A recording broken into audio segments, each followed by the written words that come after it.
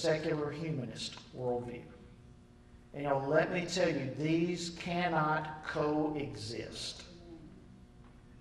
And we are in the battle to determine what kind of worldview is going to dominate our country.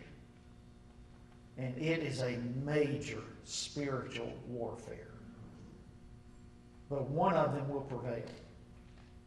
I recently saw on Drudge Report, I say recently, it's been many months now, but a title of one of the articles on Drudge actually asked and questioned about the appropriateness of a Christian worldview in politics in America today.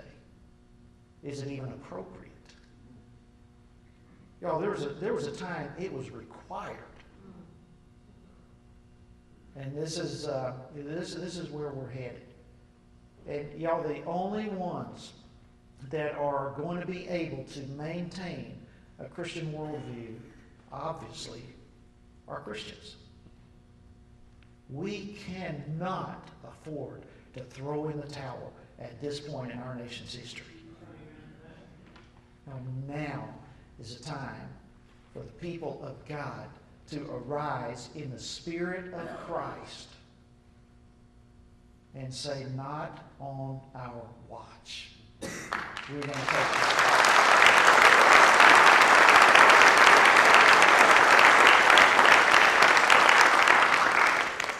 Samuel Adams, and I'll finish with this and then we'll just have some Q&A. Samuel Adams said this as it relates to voting. He said, let each citizen remember at the moment he is offering his vote that he is executing one of the most solemn trusts in human society, for which he is accountable both to God and his country. What a statement. Oh, you probably know some folks who are not registered to vote. Now listen, we got some work to do. I mean, I just don't know how else to say it. But I believe in a crowd like this, there are people, you realize there are people like you and us meeting in groups like this all across America right now. People are scared. People are upset. People are concerned. And people want to get involved to take it back. And we got to do it. And it's going to take all of us doing it together. So I want to thank you for the opportunity to share with you a little bit. We'll just have a few moments and have some Q&A. And then, Jimmy, I'll turn it back over to you here in a few moments. Anybody have some questions? Yes, sir. Talking about church and state, as you stated, I see a lot of groups talk about that. There's one large group that predicates most of their cases on that, and that's the ACLU. And they go around looking for cases to get that into the courts. Absolutely. The ACLU has been one of the most detrimental organizations in the history of America. Amen. But let me give you some encouragement with that. And the ACLU has about 60 years or so on us. They've been doing this for a long, long time, so they've got a lot of momentum. But about 20 plus years ago, there were some organizations that started being formed that have become powerhouses, such as the Alliance Defense Fund, such as Liberty Counsel, Pacific Justice Institute, the Rutherford Institute. There are a number of them. ADF, the Alliance Defense Fund, is the largest of all of them. They have some 1,600 allied attorneys, Christian attorneys, and they win about 90% of the cases. Oh, listen, this is phenomenal. We win when we show up. The problem is, most of the time, we don't show up to challenge all this ACLU stuff. They are so off the beaten path, so constitutionally removed from reality, that when we challenge them and take them to court, far and away we win the majority of times. And so we've got to keep hope and keep understanding that we just got to show up for the battle. Yes, sir. How do we get youth involved? I've been working in the polls for 14 years, and I'm guessing that something like 1% of the youth are voting. How do we That's a great question. How do we get youth involved? I can just tell you one thing we're doing right now. We're just talking about, listen, it's your country. And we're losing it. If you want to have the freedoms that you currently have, you better get involved in the game here. And, you know, a lot of it comes down to education and getting the word out. I'm finding that students, in fact, virtually our entire campaign team is made up of young men because they're catching on.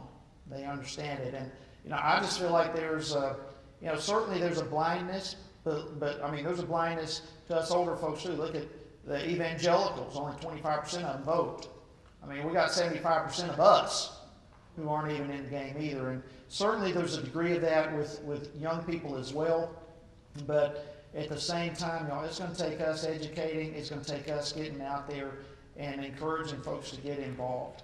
I don't know of any more simple but, you know, part of the problem is we have so many, and I know some of you in here are teachers, and this is not an offense against you. I thank God for Christian teachers in public schools. But I mean, we look at what's happening in Texas over curriculum school. There's a battle over what's going to be taught in public schools these days, and a massive battle because the attempt from the Department of Education in Washington and all the way down is for schools basically to become centers of indoctrination rather than of teaching. And y'all, the battle is massive on every front. It's just massive. But we've got to just get engaged in this thing and take it back. And a great question. Yes, sir. Talk about fear of pastors and all kinds of candidates and things like that. Okay. Great question. The IRS code, there's a code that was established in 1954. It's called the Johnson Amendment. It came from LBJ. And it was established when LBJ was running for Senate in Texas. He had, in that Senate run, there were some moral issues that came to light. And the churches in Texas unified to expose, if you will, or at least scrutinize those moral issues in LBJ's life. As a result, he almost lost that Senate run. He won it, but just by a very narrow margin. So when LBJ went to Texas as a senator, one of the first things he did was have inserted in the IRS code, and by the way, this was in the cover of darkness. There was no vote, there was no debate, no discussion, but a backroom kind of deal. He had inserted in the IRS code a little short, about 2 brief paragraphs long, a code that basically says churches, pastors cannot deal with political issues from the pulpit, or the church could potentially lose its tax-exempt status. Now, that was in 1954. Since that time, that little code has been gradually gaining momentum, and more momentum. And now you have ACLU, Americans United for Separation of Church and State, and all these other organizations that have grabbed hold of this little code and for the past 2 or 3 decades now have been using it to intimidate pastors and by fear telling them that they cannot from the pulpit address political issues even when they are moral, biblical issues.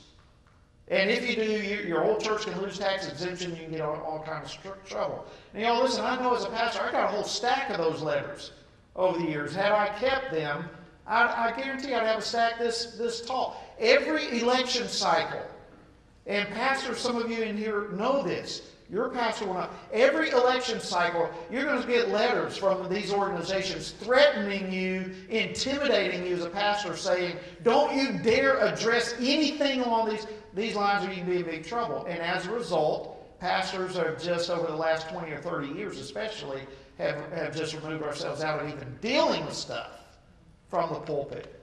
Well, the Alliance